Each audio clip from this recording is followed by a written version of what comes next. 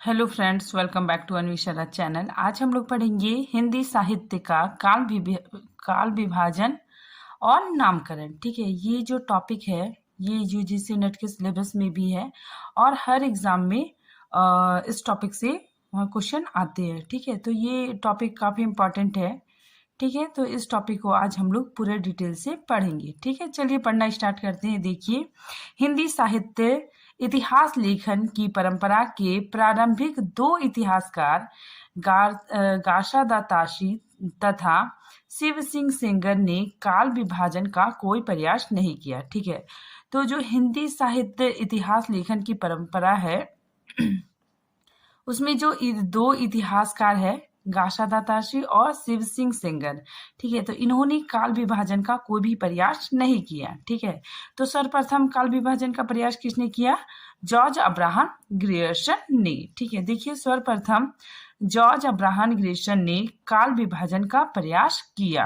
आगे देखिए, ग्रियर्सन का ग्रंथ अध्यायों में विभाजित है। ठीक है, तो ग्रियर्सन का जो ग्रंथ है वो अध्यायों में विभाजित है। ठीक है, कुछ पुस्तक में 11 अध्याय है तो कुछ पुस्तक में 12 अध्याय का उल्लेख किया गया है। ठीक है, तो जनरली 11 अध्याय है, लेकिन अगर आप कुछ और पुस्तक देखेंगे तो उसमें 12 अध्याय का भी उल्लेख किया गया है। ठीक है, आगे देखिए, प्रत्येक अध्याय समान रूप से एक काल को व्यक्त करता है। ठीक है, तो हर अध्याय समान रूप से एक काल को व्यक्त करता है। ठीक है, आगे देखिए, प्रथम प्रयास किसने किया? जॉर्ज ग्रियर्सन ने। ठीक है, तो जॉर्ज ग्रियर्सन ने ही काल विभाजन किया है। ठीक है, सर्वप्रथम देखिए, ग्रियर्सन द्वारा हिंदी साहित्य इतिहास का काल विभाजन। ठीक है, तो सबसे पहले इन्होंने चारण काल कहा। ठीक है, और इसका समय 700 से लेकर 1300 ईस्वी माना। ठीक है, और इसमें चारण काल में 9 कवियों का वर्णन है।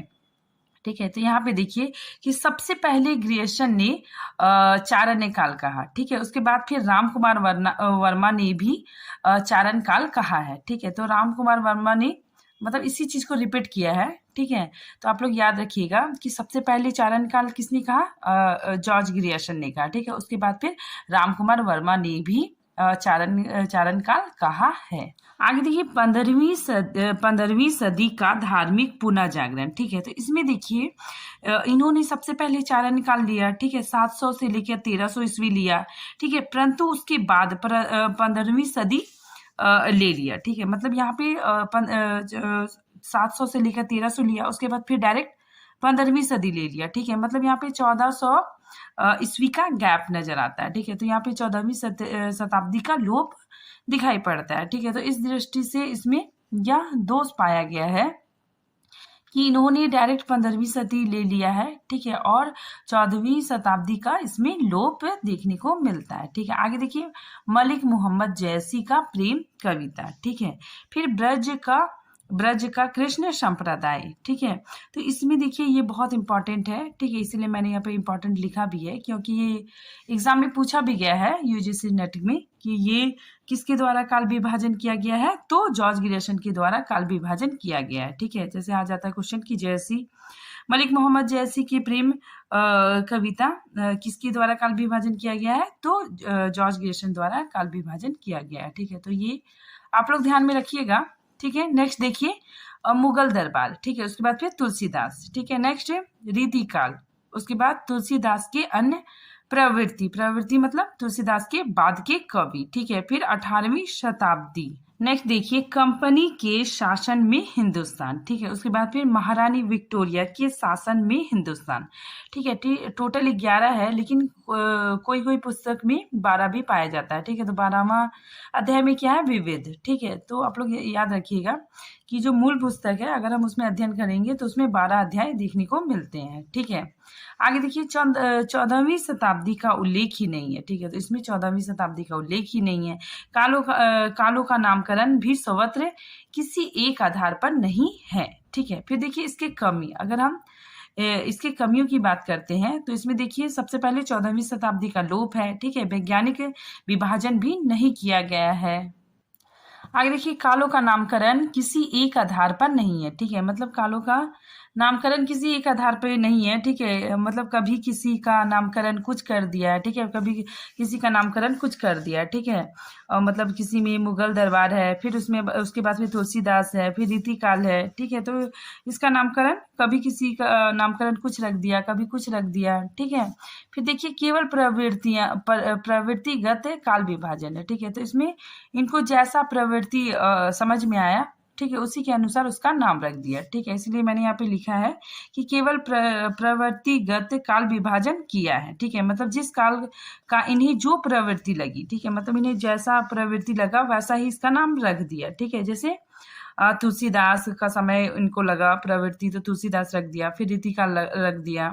ठीक है, आगे देखिए हम लोग नेक्स्ट पढ़ते हैं मिस्र बंधुओं का काल विभाजन। ठीक है, देखिए मिस्र बंधुओं ने काल विभाजन किस तरीके से किया। देखिए सबसे पहले प्रारंभिक काल। ठीक है, फिर प्रारंभिक काल के अंतर्गत भी इसको दो भागों में बांट दिया। ठीक है, पहला पूर्व प्रारंभिक काल। ठीक है, इसका समय सीमा संवत 700 से 1343 विक्रमी संवत माना है। ठीक है, नेक्स्ट देखिए उत्तर आरंभिक काल। ठीक है, इसका समय 1344 से लेकर 1444 विक्रमी संवत माना है। ठीक है, नेक्स्ट देखिए माध्यमिक काल। ठीक है, माध्यमिक काल को भी इन्होंने दो खंडों में बांट दिया। ठीक है, पहला पूर्व माध्यमिक काल। ठीक है, फिर पौड़ माध्यमिक काल। ठीक है, पूर्व माध्यमिक काल का समय कितना है 1445 ईस्वी से लेकर 1560 विक्रमी संवत। ठीक है, फिर 1561 से लेकर 1680 विक्रमी संवत। ठीक है, नेक्स्ट देखिए अलंकार काल।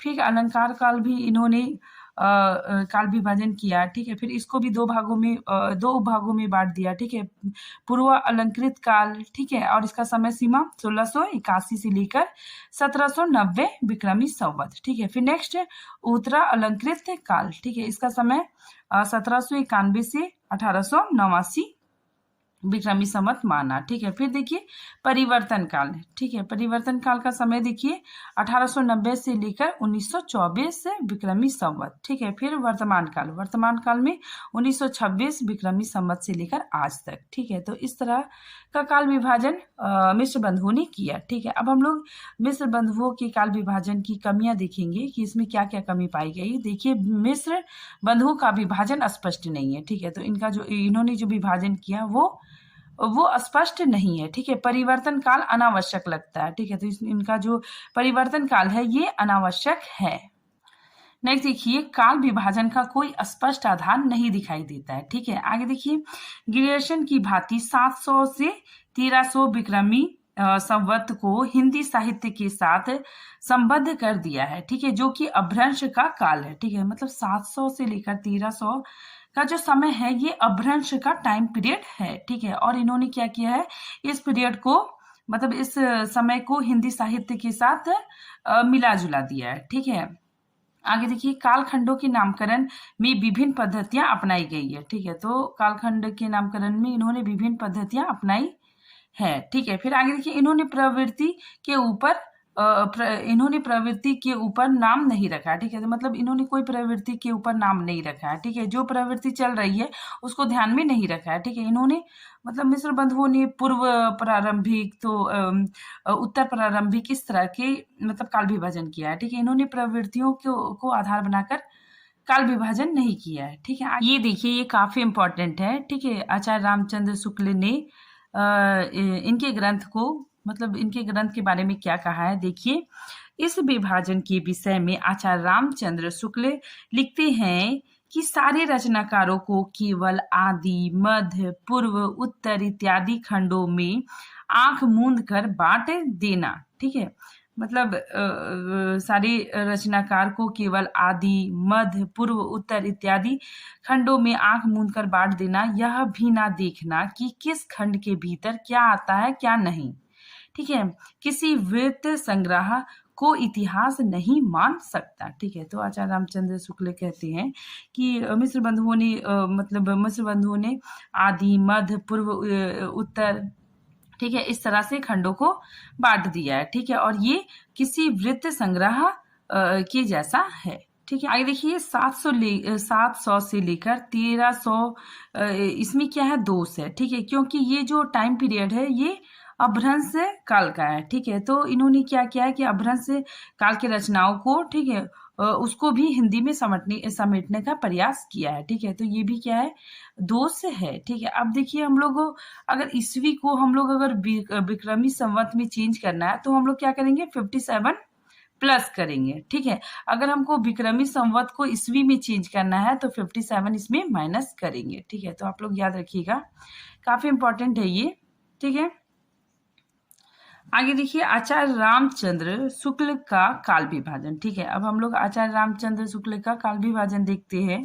ठीक है, इन्होंने जो काल विभाजन किया ये मतलब हर दृष्टि से मान्य है। ठीक है, मतलब हर दृष्टि से सर्वमान्य है। ठीक है, देखिए यहाँ पे रामचंद्र शुक्ल ने अपने पूर्ववर्ती साहित्यकारों द्वारा किए गए वर्गीकरण की समीक्षा करते हुए हिंदी साहित्य के 900 वर्षों के इतिहास को 4 कालों में विभाजित किया। ठीक है, तो देखिए आचार्य रामचंद्र शुक्ल मतलब तुरंत काल विभाजन नहीं किया। ठीक है, इन्होंने जो पूर्ववर्ती साहित्यकार थे, ठीक है, उनके ग्रंथों को पढ़ा। ठीक है, उनके ग्रंथों को मतलब समीक्षा करते हुए, ठीक है, हिंदी साहित्य के 900 वर्षों के इतिहास को 4 कालखंडों में 4 कालों में विभाजित किया। ठीक है, देखिए 4 कालखंड कौन कौन थे, देखिए आदिकाल या फिर वीर गाथा काल। ठीक है, इनका समय इन्होंने संवत 1050 से लेकर 1375 माना। ठीक है, फिर देखिए पूर्व मध्य काल या फिर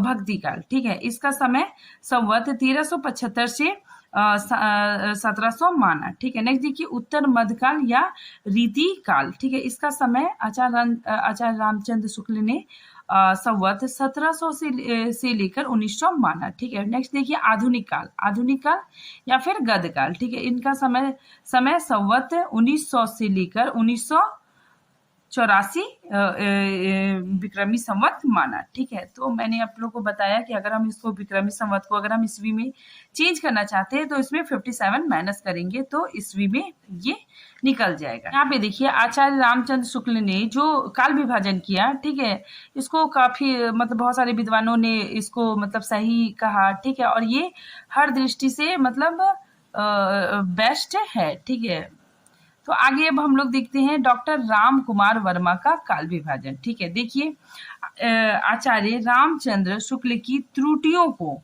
डॉक्टर राम कुमार वर्मा ने संशोधित किया। ठीक है, तो देखिए यहाँ पे जो राम कुमार वर्मा है वो जो रामचंद्र शुक्ल की जो त्रुटियां हैं उसे संशोधित किया है। ठीक है, देखिए यहाँ पे संधि काल, इन्होंने संधि काल का समय 750 से 1000 माना। ठीक है, फिर चारण काल को विक्रमी संवत 1000 से लेकर 1375 माना। ठीक है, तो इन्होंने क्या किया, जो आचार्य रामचंद्र शुक्ल का जो आदि काल है, ठीक है, आदि काल को ही दो भागों में बांट दिया। ठीक है, संधि काल और चारण्य काल। ठीक है, यहाँ पे देखिए मैंने लिखा भी है कि इन्होंने आचार्य शुक्ल के आदि काल को 2 भागों में बांट दिया। ठीक है, फिर देखिए भक्ति काल का समय सीमा इन्होंने संवत 1375 से 1700 माना। ठीक है, फिर रीति काल को 1700 से 1900 माना। ठीक है, फिर आधुनिक काल को 1900 से अब तक माना। ठीक है, तो बाकी सारा कुछ मतलब सेम ही है। आचार्य रामचंद्र शुक्ल का जो काल विभाजन है उसी तरह राम कुमार वर्मा का भी काल विभाजन है, लेकिन आदि काल को इन्होंने 2 भागों में बांट दिया। आगे देखिए हिंदी साहित्य का आरंभ 7वीं 8वीं शताब्दी से मानना भ्रामक है। ठीक है, तो इन्होंने जो 7वीं 8वीं शताब्दी माना है, ठीक है, उससे भी मतलब भ्रम की स्थिति उत्पन्न होती है। ठीक है, क्योंकि वह काल अपभ्रंश का काल रहा है। ठीक है, अतः वर्मा जी का काल विभाजन शुक्ल जी के काल विभाजन का परिष्कृत रूप नहीं कहा जा सकता। ठीक है, तो जो राम कुमार वर्मा ने जो काल विभाजन का किया है, ठीक है, उसको भी परिष्कृत रूप नहीं कहा जा सकता। ठीक है, परंतु फिर भी उनका प्रयास सराहनीय है। ठीक है, तो हर दृष्टि से आचार्य रामचंद्र शुक्ल का जो काल विभाजन है वो बेस्ट है। ठीक है, आगे देखिए डॉक्टर गणपति चंद्र गुप्त का काल विभाजन। ठीक है, देखिए गुप्त जी ने अपनी पुस्तक, ठीक है, इनकी पुस्तक है हिंदी साहित्य का वैज्ञानिक इतिहास, ठीक है, में निम्नलिखित काल विभाजन किया है। ठीक है, तो इन्होंने किस तरह से काल विभाजन किया है, देखिए प्रारंभिक काल, ठीक है, प्रारंभिक काल या फिर आदिकाल, ठीक है, इसका समय 1184 से 1350 ईस्वी माना है। ठीक है, देखिए बाकी सब ने विक्रमी संवत माना है, लेकिन डॉक्टर गणपति चंद्रगुप्त ने ईस्वी में काल विभाजन किया है। ठीक है, देखिए पूर्व मध्यकाल का समय 350 से 1600 ईस्वी माना है। ठीक है, फिर उत्तर मध्यकाल 1600 से 1857 ईस्वी माना है। ठीक है, फिर देखिए आधुनिक काल 1857 से अब तक माना है। ठीक है, तो देखिए ये काफी इंपॉर्टेंट है, ये एग्जाम में पूछा जाता है, इसीलिए मैंने इसे लिखा है कि देखिए मिस्र बंधुओं ने और गणपति चंद्रगुप्त ने भी प्रारंभिक काल कहा है। ठीक है, तो आता है कि प्रारंभिक काल किसने कहा है, तो गणपति चंद्रगुप्त ने भी कहा है और मिस्र बंधुओं ने भी कहा है। ठीक है, और गणपति चंद्रगुप्त ने प्रारंभिक काल को उन्मेष काल भी कहा है।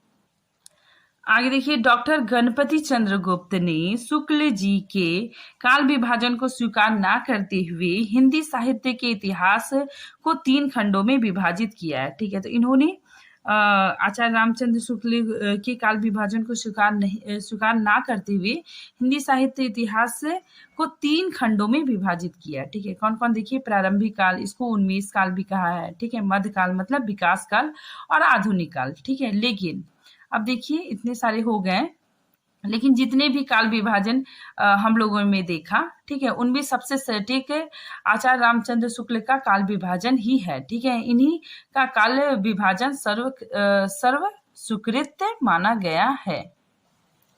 आगे देखिए, डॉक्टर नगेंद्र द्वारा संपादित ग्रंथ हिंदी साहित्य का इतिहास का काल विभाजन एवं नामकरण। ठीक है, तो डॉक्टर नगेंद्र ने क्या किया है, इन्होंने कोई मतलब पुस्तक नहीं लिखा है, इन्होंने इनका ये क्या है, संपादित ग्रंथ है। ठीक है, हिंदी साहित्य का इतिहास। ठीक है, और इसमें इन्होंने काल विभाजन कैसे किया है, देखिए आदिकाल में 7वीं सदी के मध्य से 14वीं सदी के मध्य तक। ठीक है, फिर देखिए भक्ति काल को इन्होंने कैसे रखा है, 14वीं शताब्दी के मध्य से 17वीं शताब्दी के मध्य तक। ठीक है, फिर देखिए रीतिकाल में 17वीं शताब्दी के मध्य से 19वीं शताब्दी मध्य तक। ठीक है, फिर देखिए आधुनिक काल को इन्होंने 19वीं सदी के मध्य से अब तक माना है। ठीक है, फिर देखिए पुनः जागरण काल। ठीक है, ये भारतेंदु युग 1857 से 1900 ईस्वी तक। ठीक है, फिर देखिए जागरण सुधार काल, द्विवेदी युग। ठीक है, ये काफी इंपॉर्टेंट है, पूछा जाता है। पुनः जागरण काल कब है, तो भारतेंदु युग। ठीक है, 1857 से 1900। ठीक है, ये डॉक्टर नगेंद्र के अनुसार है। ठीक है, फिर देखिए जागरण सुधार काल, द्विवेदी युग 1900 से 1918। ठीक है, फिर छायावाद युग 1918 से 1938। ठीक है, फिर छायादोत्तर काल, इसका विभाजन इन्होंने मतलब दो खंडों से किया है। ठीक है, पहला प्रगति प्रयोग काल, ठीक है, 1968 से लेकर 1953 ईस्वी। ठीक है, फिर नव लेखन काल 1953 ईस्वी से लेकर अब तक। आगे देखिए डॉक्टर राम स्वरूप चतुर्वेदी का काल विभाजन और नामकरण। ठीक है, हम लोग देखते हैं इनके अनुसार आदिकाल, इसको वीर गाथा काल भी कहा है। ठीक है, तो आदिकाल का समय सन 1000 से लेकर 1350 ईस्वी। ठीक है, फिर पूर्व मध्यकाल, ठीक है, या फिर भक्ति काल सन 1350 से लेकर 1650 ईस्वी। ठीक है, नेक्स्ट देखिए उत्तर मध्यकाल, ठीक है, इसे रीतिकाल भी कह सकते हैं, सन 1650 से 1850 ईस्वी। ठीक है, फिर आधुनिक काल या फिर गदकाल सन 1850 से अब तक। ठीक है, फिर देखिए डॉक्टर बचन सिंह ने कैसे काल विभाजन किया है, तो देखिए डॉक्टर बचन सिंह का काल विभाजन एवं नामकरण। ठीक है, इनके अनुसार अभ्रंश काल, ठीक है, फिर भक्ति काल सन 1400 से लेकर 1650 ईस्वी। ठीक है, फिर रीतिकाल सन 1650 से 1857 ईस्वी। ठीक है, फिर आधुनिक काल सन 1857 से अब तक। ठीक है, तो इस तरह विद्वानों ने काल विभाजन किया, लेकिन आचार्य रामचंद्र शुक्ल का ही काल विभाजन सबसे ज्यादा सर्वमान्य है। अब हम लोग देखते हैं आदिकाल का नामकरण। ठीक है, किन किन विद्वानों ने क्या क्या कहा। ठीक है, आदिकाल का नामकरण हम लोग देखेंगे। देखिए चारण्य काल, ये किसने कहा, जॉर्ज ग्रियर्सन ने। ठीक है, प्रारंभिक काल किसने कहा, मिश्र बंधुओं ने। ठीक है, बीज वपन काल किसने कहा, आचार्य महावीर प्रसाद द्विवेदी ने। ठीक है, फिर देखिए वीर गाथा काल किसने कहा? आचार्य रामचंद्र शुक्ल ने। ठीक है, फिर देखिए सिद्ध सामंत काल किसने कहा? राहुल सांकृत्यायन जी ने कहा। ठीक है, फिर वीर काल किसने कहा? आचार्य विश्वनाथ प्रसाद मिश्र ने कहा। ठीक है, फिर देखिए संधि काल एवं चारण्य काल किसने कहा? अभी हम लोग पढ़े तो डॉक्टर रामकुमार वर्मा ने कहा। ठीक है, तो सबसे पहले जॉर्ज ग्रियर्सन ने कहा। ठीक है, उसके बाद फिर रामकुमार वर्मा ने कहा। ठीक है, फिर देखिए आदिकाल। आदिकाल नाम किसने दिया? आचार्य हजारी प्रसाद द्विवेदी ने दिया। ठीक है, तो ये काफी इंपॉर्टेंट है, याद रखिएगा आप लोग कि आदिकाल नाम किसने दिया? तो हजारी प्रसाद द्विवेदी ने दिया। ठीक है, फिर देखिए आधार काल किसने कहा? तो सुमन राजे जी ने कहा।